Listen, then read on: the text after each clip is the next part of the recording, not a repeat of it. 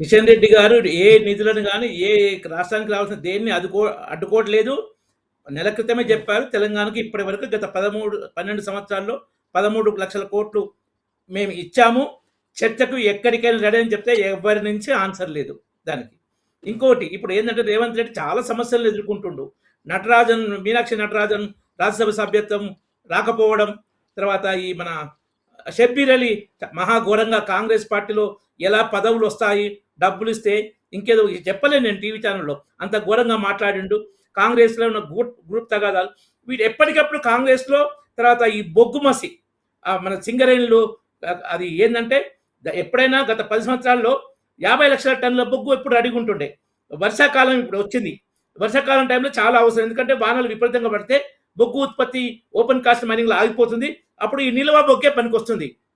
కాబట్టి అలాంటిది ఇప్పుడు 26.5 లక్షల టన్నుల బొగ్గే ఉందని, తర్వాత బీఆర్ఎస్ వాళ్ళు ఏంటంటే 40 లక్షల టన్నుల బొగ్గు మాయమైందని వాళ్ళు ఆరోపణ చేయడం, తర్వాత వీళ్ళు సింగరేణి సంస్థ కూడా ఆన్లైన్లో ఏదైతే బొగ్గు నిల్వల డేటా ఫీడ్ చేయడం ఆపేసిందో, దాంతో కేంద్ర బొగ్గు శాఖ మంత్రి కిషన్ రెడ్డి గారు దాని మీద రేవంత్ ప్రభుత్వానికి లెటర్ రాకాలి.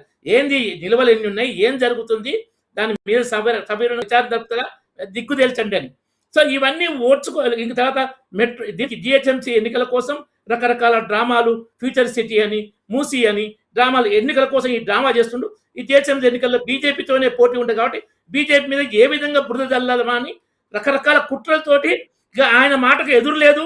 తెలంగాణ ప్రజలు పిచ్చోళ్ళు, ఆయన ఎన్ని డ్రామాలు చేసి నమ్ముతారన్న అహంకారంతో మరీ ఘోరంగా నీ సంగతి తెలుస్తా, నువ్వు ఎట్లా తిరుగుతావని బెదిరించడం అవుతుందో. ఇది మహాభారతంలో దుర్యోధన తరాలో రేవంత్ రెడ్డి మాట్లాడుతున్నాడు. కిషన్ రెడ్డి గారు ఇప్పటి వరకు 3-4 సార్లు చెప్పారు, కానీ కిషన్ రెడ్డి గారు పని చేయనివ్వకుండా నువ్వు ఓన్లీ నాకు సమాధానం చెప్పాల తీరులో ఈయన ఆరోపణలు చేస్తే అట్లా చేయరు, చెప్పాల్సిన సమాధానం చెప్తున్నారు. పచ్చి అబద్ధాల ఆరోపణలు. ఇంకొకటి ఏంటంటే మొదలు మెట్రో రెండో విస్తరణ అంటే వీళ్ళే ఎల్ఎన్టీనే ఒప్పుకోలేదు.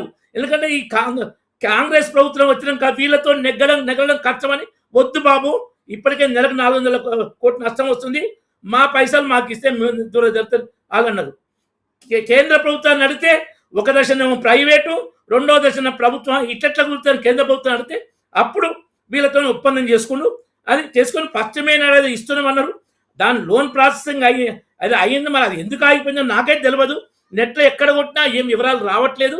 కానీ వీళ్ళే ఏంటంటే ఇంతకుముందు కేసీఆర్ ప్రభుత్వం కూడా ఇదే తరహాలు చేసిండే. ఏంటంటే కేంద్ర ప్రభుత్వము మెడికల్ కాలేజ్ ఇస్తాం, మెడికల్ కాలేజీ లేని జిల్లాలో మీరు అప్లై చేసుకుంటే Prathima medical college Karimnagar, Mamata medical college Khammam ఇచ్చి కేంద్ర ప్రభుత్వం ఇవ్వకుండా చేసి బురద జల్లి.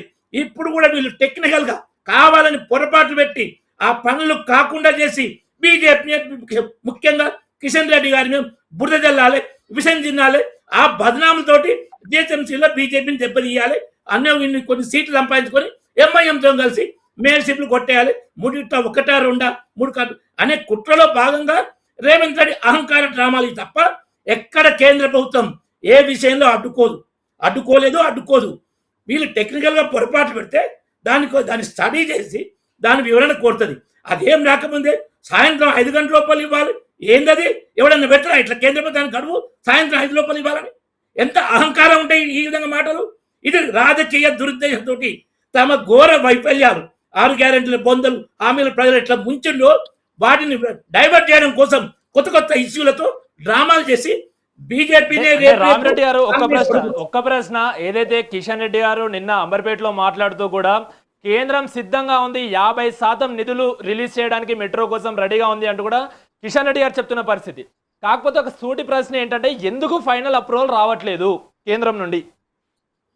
అదే ఇప్పుడు నేను నెట్ల ద్వారా వస్తుందంటే కొన్ని టెక్నికల్ ప్రాబ్లమ్స్ ఉన్నాయి, దాని మీద పరిశీలన జరుగుతుంది అని వచ్చింది. నెట్ల కొడితే వీళ్ళు సబ్మిట్ చేసినట్లే టెక్నికల్ ప్రాబ్లమ్స్ ఉన్నాయి.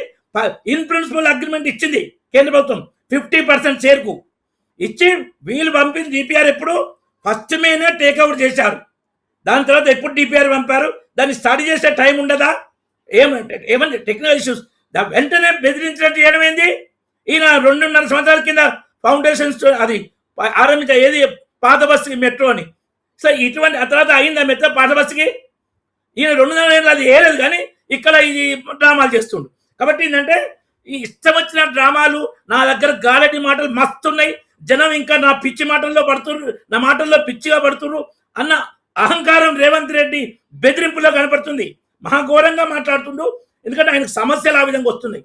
ఇప్పుడు వేరే మళ్ళీ ఆయన ముఖ్యమంత్రి పదవి మార్చకుండా ఇంకోలు ఎదగకుండా ఈ రకరకాల ఆలోచనలతోటి ఈ విధంగా పద్ధతి తప్పి, అదుపు తప్పి, లిమిట్ తప్పి మాట్లాడుతుండు.